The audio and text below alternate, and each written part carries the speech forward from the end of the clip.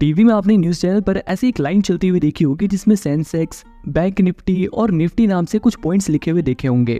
आप जिस भी ब्रोकर का इस्तेमाल करके इन्वेस्टमेंट करते हो उसके होम पेज पर ही सबसे ऊपर सेंसेक्स और निफ्टी 50 के पॉइंट्स लिखे होते हैं। तो आखिर ये सेंसेक्स और निफ्टी होता क्या है, इनके पॉइंट्स को देखकर क्या पता लगाया जाता है, और सबसे जरूरी बात कि किस तरह से हम सेंसेक्स और निफ्टी के पॉइंट्स को देखकर ऑप्शन ट्रेडिंग करते हुए या फिर इन्वेस्टमेंट करते हुए प्रॉफिट कमा सकते हैं।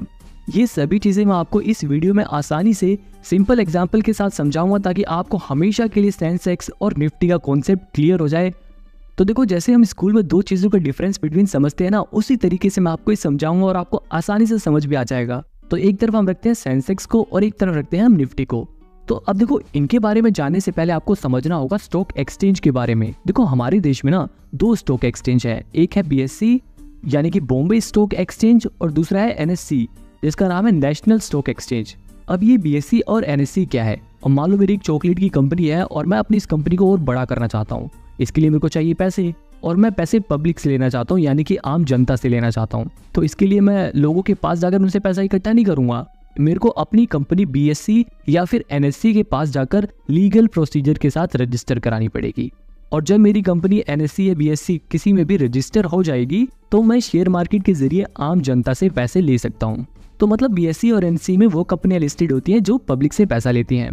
तो अब सवाल ये उठता है कि आखिर BSE और NSE में कितनी कंपनियां लिस्टेड है? तो मैं यहाँ पर आपको बता दूं कि BSE में लगभग 5300 से भी ज्यादा कंपनियां लिस्टेड हो चुकी हैं और इसी तरह से NSE में भी 2100 से ज्यादा कंपनियां लिस्टेड हैं। तो भैया, अब हमें स्टॉक एक्सचेंज के बारे में तो पता चल गया, लेकिन सेंसेक्स और निफ्टी क्या था?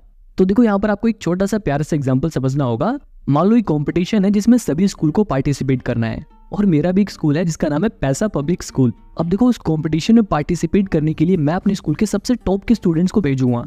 तो मैं क्या करता हूँ, अपने स्कूल के जितने भी बच्चे हैं उनमें से जो टॉप के 30 बच्चे हैं, जो टॉप के 30 बच्चे हैं, उन्हें उस कंपटीशन में पार्टिसिपेट करने के लिए भेजता हूँ। अब अगर वो बच्चे उस कंपटीशन में अच्छा परफॉर्म करेंगे तो मेरे स्कूल का नाम होगा कि हाँ, उस स्कूल में पढ़ाई अच्छी होती है और उस स्कूल के सभी बच्चे अच्छा परफॉर्म करते हैं। लेकिन अगर जो मेरे टॉप के स्टूडेंट्स थे वो कंपटीशन में बेकार परफॉर्म करते हैं तो लोगों को लगेगा कि हाँ, वो स्कूल ऐसी बेकार सा है, वहाँ के सभी बच्चे ऐसी बेकार ही परफॉर्म करते होंगे। अब देखो, इस एग्जाम्पल को जज मत करना, इसे मैंने सिर्फ समझाने के लिए ऐसा बनाया है। अब इसी एग्जाम्पल के जरिए हम सेंसेक्स को समझेंगे और आपको बड़ी आसानी से समझ भी आ जाएगा। स्कूल की जगह यहाँ पर BSE आ जाएगा और स्टूडेंट्स की जगह यहाँ पर वो कंपनी आ जाएंगी जो BSE में लिस्टेड है।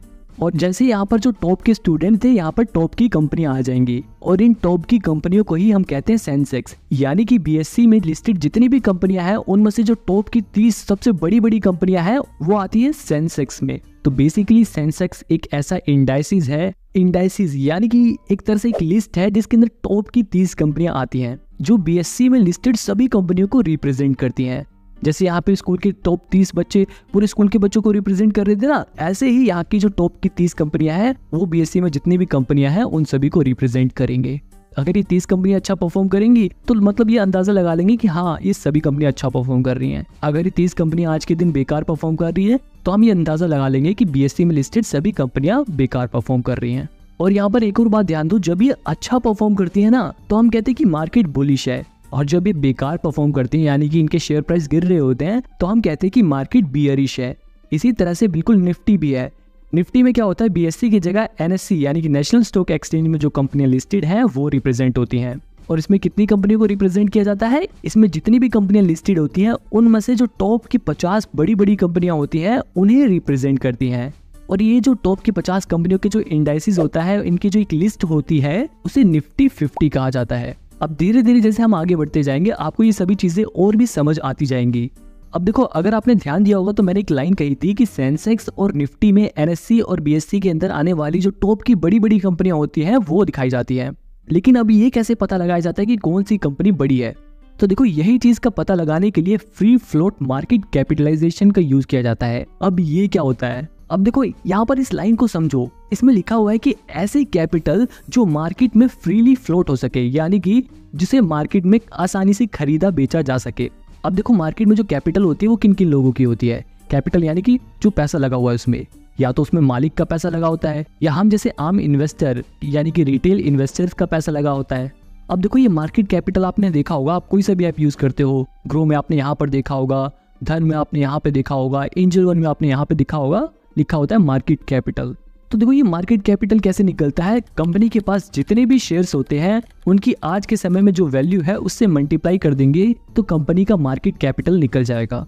लेकिन ये फ्री फ्लोट मार्केट कैपिटल कैसे पता लगाई जाती है, इस टोटल मार्केट कैपिटल में से अगर हम प्रमोटर यानी कि मालिक के पास जो कैपिटल है उसको माइनस करते हैं। प्रमोटर मतलब वो लोग जिन्होंने कंपनी को खोला है, जिन्होंने कंपनी को बनाया है, या फिर गवर्नमेंट की होल्डिंग। गवर्नमेंट की होल्डिंग क्यों, अगर मान लो एक सरकारी कंपनी है तो उसका मालिक तो सरकार होगी, तो उसके शेयर्स हमें माइनस करने पड़ेंगे। तो बेसिकली कहने का मतलब ये है कि जितनी भी मार्केट कैपिटल है उसमें से मालिक के पास जितनी कैपिटल है उसको माइनस कर दिया जाए, उसके बाद जो कैपिटल बचती है उसे बोला जाता है फ्री फ्लोट मार्केट कैपिटल।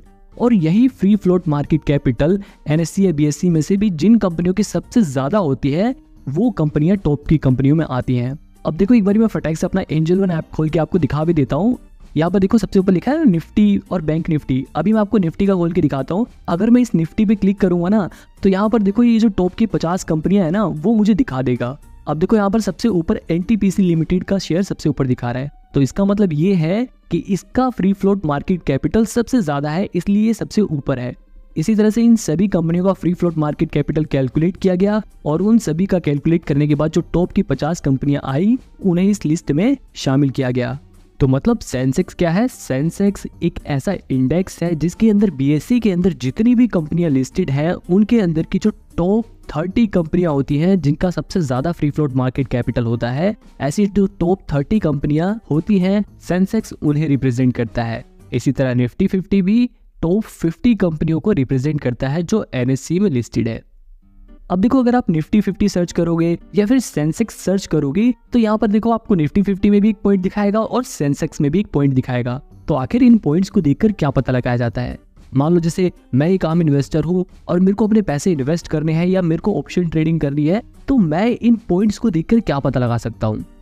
तो देखो सबसे पहला फायदा ये होता है कि इन इंडेक्स को देखकर हमें ये पता चल जाता है कि आज मार्केट का हाल कैसा है। जैसे मान लो मैं सवेरे सवेरे सबसे पहले जैसे ही मार्केट खुलती है अपना ऐप खोलता हूँ और मैं देखता हूँ कि आज निफ्टी इतने पॉइंट से बढ़ा या सेंसेक्स इतने पॉइंट से गिरा, तो मेरे को इन पॉइंट्स को देखकर ये पता चल रहा है कि आज मार्केट का भाव कैसा है। जैसे यहाँ पर सेंसेक्स के पॉइंट लगभग 65,500 दिखा रहा है और आज के दिन उनकी वैल्यू लगभग 1% गिर गई है, यानी कि लगभग आज के दिन 610 पॉइंट्स उसकी वैल्यू गिर गई है। तो इससे मेरे को ये पता चल रहा है कि आज ज्यादातर जो कंपनियां हैं उनका शेयर प्राइस गिर रहा है।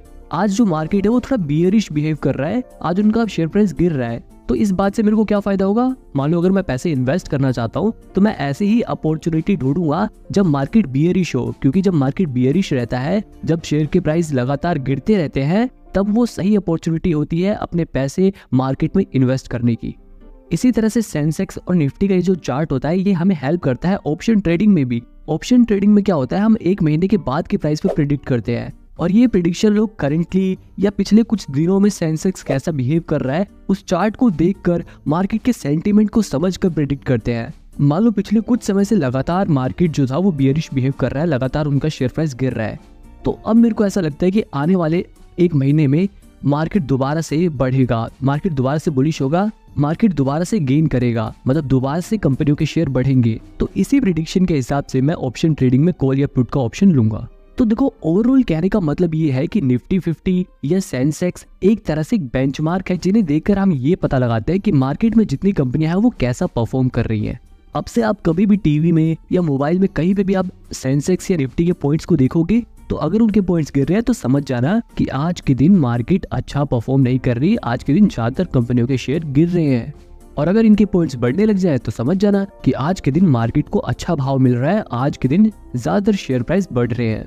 अब देखो ये जो शेयर प्राइस गिरते या बढ़ते हैं ये कंपनियों की परफॉर्मेंस के ऊपर डिपेंड करता है, मार्केट में क्या न्यूज चल रही है उसके ऊपर डिपेंड करता है, इन्वेस्टर की सेंटीमेंट्स के ऊपर डिपेंड करता है। बहुत से ऐसे फैक्टर्स हैं जिनके ऊपर ये चीजें डिपेंड करती हैं। इसके अलावा एक और जरूरी पॉइंट ये है कि ये जो सेंसेक्स और निफ्टी होता है ना, इसके अंदर सभी सेक्टर्स की जो टॉप की कंपनियां होती हैं उन्हें रिप्रेजेंट किया जाता है। और एक और जरूरी बात ये भी है कि जिस तरह से सेंसेक्स और निफ्टी होता है इसी तरह से और भी इंडाइसेस होते हैं, जैसे ऑटो हो गया, पावर हो गया, बैंक हो गया, मिड कैप, स्मॉल कैप, ऐसे बहुत सारे इंडाइसेस होते हैं। जैसे ये लिखा है ना निफ्टी स्मॉल कैप, ये एक दूसरा इंडाइसेस है जिसके अंदर टॉप की जो स्मॉल कैप कंपनियां आती हैं वो दिखाता है। ऐसे होता है निफ्टी 100 जिसके अंदर टॉप की जो 100 कंपनियां होती हैं उन्हें दिखाया जाता है। ऐसे होता है Nifty mid cap Nifty bank जिसके अंदर टॉप के जो बैंक होते हैं उन्हें दिखाया जाता है। तो इस तरह से बहुत सारे इंडाइसेस होते हैं जो अलग अलग सेक्टर को भी रिप्रेजेंट करते हैं। जैसे मेरे को ये जानना है कि बैंक कैसा परफॉर्म कर रहे हैं, तो मेरे को सभी बैंक को चेक करने की जरूरत नहीं है। मैं क्या करूंगा, मैं सीधे बैंक निफ्टी के इंडाइसेस को देखूंगा। जैसे यहाँ पे बैंक निफ्टी दिखा रहे हैं ना कि आज के दिन उसका पॉइंट लगभग 0.64% बढ़ा है, यानी कि लगभग 283 पॉइंट आज के दिन उसकी वैल्यू बढ़ी है।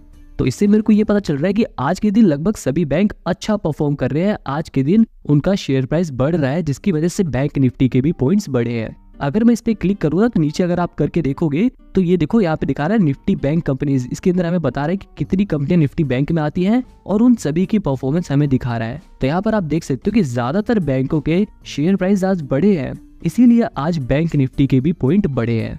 ऐसे ही अगर मैं निफ्टी 50 का भी क्लिक करके देखूं तो इसमें अगर आप इनकी सभी कंपनियों को देखोगे तो यहाँ पे भी देखो ज्यादातर कंपनियों के शेयर प्राइस बढ़े हैं, इसीलिए निफ्टी 50 के पॉइंट्स आज के दिन बढ़े हैं।